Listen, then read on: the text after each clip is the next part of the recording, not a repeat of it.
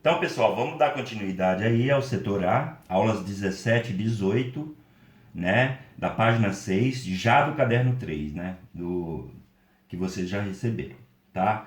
E o conteúdo dessa aula, dessas duas aulas, é função do primeiro grau. Então, a função do primeiro grau, pessoal, ou função, a gente genericamente chama a função do primeiro grau de função afim. E ela pode ser escrita dessa forma, ó. F de x igual a x mais b. Obviamente, gente, para ela ser do primeiro grau, ou afim, esse A não pode ser zero. Porque se for zero, daí é um caso particular que a gente daqui a pouco vai ver, vai sumir esse A aqui, ó.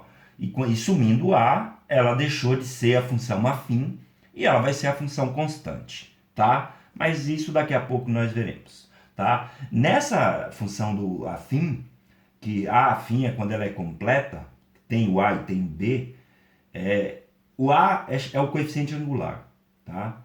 E o B é o coeficiente linear. Daqui a pouco a gente vai saber o significado desses dois caras, tá?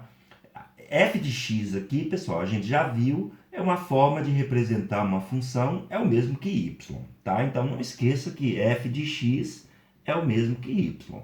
Então, um exemplo aqui de função afim é f de x igual a 3x menos 2. Então, o a seria menos 3, o b menos 2. Outro exemplo, y, que pode ser y, igual a menos x mais 4. O a seria menos 1 e o b seria 4, tá? Esse A e esse B, agora a gente vai saber os significados dele. O A é o seguinte, ele vai determinar se a função é crescente ou se é decrescente. Se o A for positivo, a função vai ser com essa cara aqui, ó, e ela vai crescer, tá? E isso vai ser determinado pelo A. Então, essa função nossa aqui, ó, o A, vou até pegar a caneta vermelha aqui, era 3, portanto, essa é crescente. E nessa outra aqui, o A é menos 1, portanto ela é decrescente. E quem é esse A? O A, pessoal, é a tangente deste ângulo aqui. Se não tiver o ângulo, não tem problema. Se tiver o ângulo, é a tangente dele. E se não tiver, daí você pega esse tamanho e divide por esse, tá? Tanto faz lá quanto aqui. Só que aqui, como é decrescente, o A é negativo. E daí seria a tangente deste ângulo aqui. Como aqui não dá para você achar a tangente desse ângulo, você pode achar a tangente desse, tá? Só que tem que atribuir o sinal de menos, tá? Então, esse ângulo aqui e esse, eles possuem tangentes iguais. Só que a tangente desse aqui que eu estou rabiscando é positivo e desse é negativo. Como eu quero desse, eu atribuo um sinal de negativo, mas eu posso achar esse também, ó. Beleza? Então tá bom.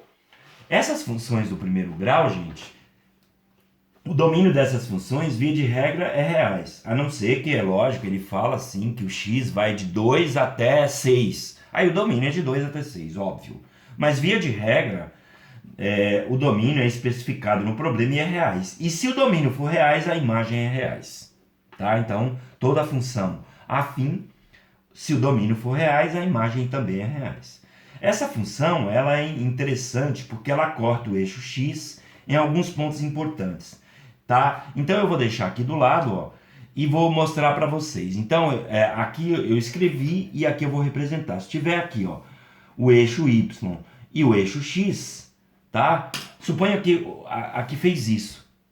Esse ponto aqui é um ponto importante. Vamos chamar de ponto C, tá? Esse ponto é o ponto 0 e B. Então, olha que interessante. O B é esse ponto aqui. Então, no caso aqui, ó, essa reta nossa, nesse exemplo, ela vai cortar no menos 2. Se for essa daqui, vai cortar no 4.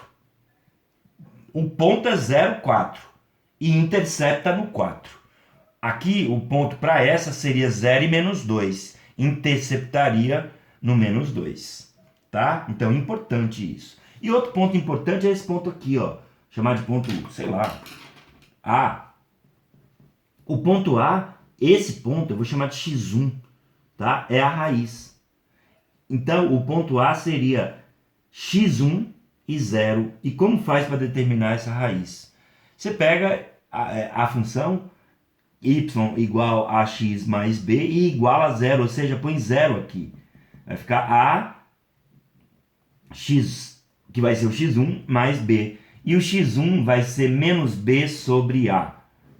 Tá? Sempre a raiz vai ser menos b sobre a. E esse ponto aqui, como faz para saber? Ele é o f de zero, pessoal. Ou seja, é quando x é zero. Tá? Esse aqui é o f de zero. E eu deixei assinalado aqui para vocês. Tá? Virando a página aqui, pessoal. Se essa função do primeiro grau ou afim não tiver o b, ou seja, se b for zero, ela é chamada de linear. Mas não esqueça, pessoal, essa função linear, ela é também uma função afim, tá? Ela é um subconjunto daquela lá, tá? Portanto, se o b for zero, a gente vai chamar ela de afim, de linear. E ela tem uma particularidade importante. Toda função afim, linear, aliás, ela passa nesse ponto aqui, ó, no ponto 0, 0. Ela intercepta a origem, seja com a crescente ou seja com a decrescente. Dentre todas as funções lineares, tem uma muito importante. A função linear é quando b é zero. E se o a for 1, ó, aí ela é única, né, pessoal? Porque o b é zero, então se o a for 1, a função é essa, tá vendo? Essa função é essa. Ela é a função identidade. Sempre que aqui tiver um valor para x, por exemplo, 1, o y vai ser 1. 2, aqui vai ser 2. 3, aqui vai ser 3. Menos 1, aqui vai ser menos 1. Tá? Ela é a bissetriz dos quadrantes ímpares. É interessante saber essa função, tá? Porque ela vai ter uma utilidade uma hora. É essa aqui, ó, y é igual a x. Ela é a função identidade. Se eu pegar essa outra aqui, ó, y é igual a menos x. Ela não tem nome especial, mas ela também é importante. Essa é y igual a x, essa é y igual a menos x. Bissetriz dos quadrantes ímpares é uma reta, então tem uma equação. Bissetriz dos quadrantes pares é uma reta, portanto tem uma equação. E finalmente, pessoal, para concluir aí, eu tenho a função constante, que é quando a é igual a zero, tá? E daí só sobrou o b. Se, por exemplo, b for 2, ela vai ser uma reta passando no 2. Se fosse menos 2, passaria aqui embaixo. Não, é muito simples, tá? Mas aparece também, tá? Então, se eu tiver aqui, ó, y e x, a função constante ela é sempre assim. Ela é paralela ao eixo x. Ela é sempre horizontal, tá? Daí, pessoal, vai ter os exercicinhos aí, ó. O primeiro exercício, vamos lá, da página 7. O primeiro exercício tá. Vamos fazer o seguinte: como a aula está ficando meio longa, eu vou parar aqui e vou continuar em outra aula.